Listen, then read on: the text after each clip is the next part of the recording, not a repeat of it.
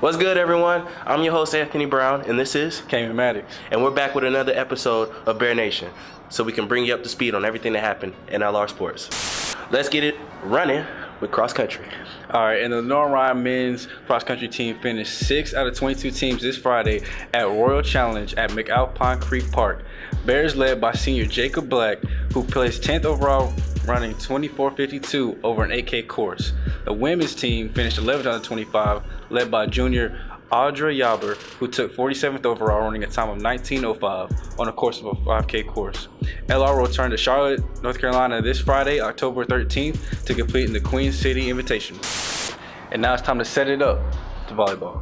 Yes, our volleyball team came into this week with a 6-match win streak, but a loss to an undefeated Wingate team led to the end of that. 11 blocks totaled in that match just wasn't enough as the Bears fell to the Bulldogs. Saturday they moved on to play Queens, and we fell again, 3-1. But Emily Still and Jackie Denny gave us 6 kills apiece, and they tried, but their effort just wasn't enough as the Bears look to bounce back Tuesday at home versus Mars Hill at 7 o'clock. Now it's time to kick it over to soccer. Yes, our men's soccer team had a pretty average week where they tied 1-1 with Leeds McRae on Wednesday, where Ignacio De Goya had his team leading 4th goal of the season. Saturday night, they went out to Queens, where they tied 0-0. Zach King put up his 4th shutout of the season in that match.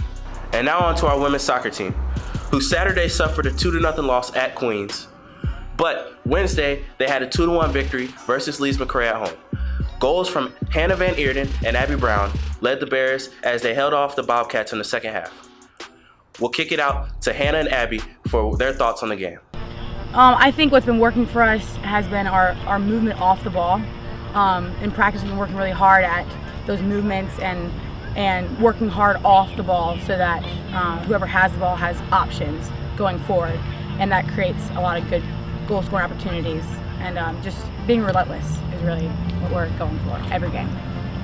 I think we can take some positives from this game. However, the second half we need to learn to shut games out and stop getting sloppy within the last few minutes. If we sort that out, I think we can beat any team. Defensively, they were relentless. That's what coach has been telling the defense, our whole team, but especially the defense to do.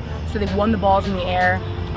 They contested for every ball that came in their area. They were going hard at it with full intensity, and so I think with that intensity as defenders, it's very hard to get through the defensive line. It's like a wall back there when they're on it, when they're working hard, and when they're going to every ball with 110%. So I think that's what the defense did very well.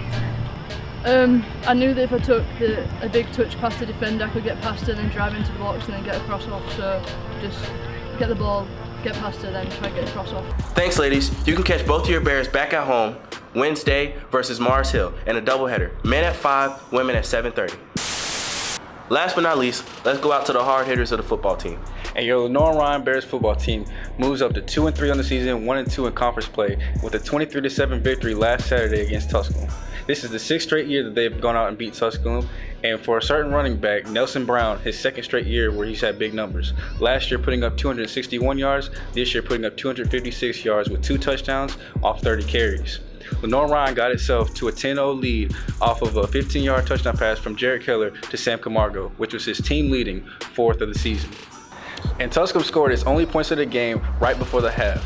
Nelson Brown capped off all the scoring with a 19-yard touchdown run midway through the 4th quarter. This capped off a 356-yard day for your Lenoir-Rhyne Bears. The defense, however, had an amazing game, holding them to 49 yards rushing, 3 sacks, 1 forced fumble, an interception, and blocked a kick. Safety Denzel Gilmore led the way with 9 total tackles, 3 pass breakups, and that forced fumble. And this weekend at 2 in the afternoon, your Lenoir-Rhyne Bears will be playing at Morehead Stadium playing Newberry for the homecoming game. And that'll do for this episode of Bear Nation. You can catch us on lrbears.com or follow us on Twitter and IG at Bear Sports using the hashtag WeAreLR. I'm your host, Anthony Brown. And this is Kaynmon Maddox. And we always advise you to take it easy and stay breezy.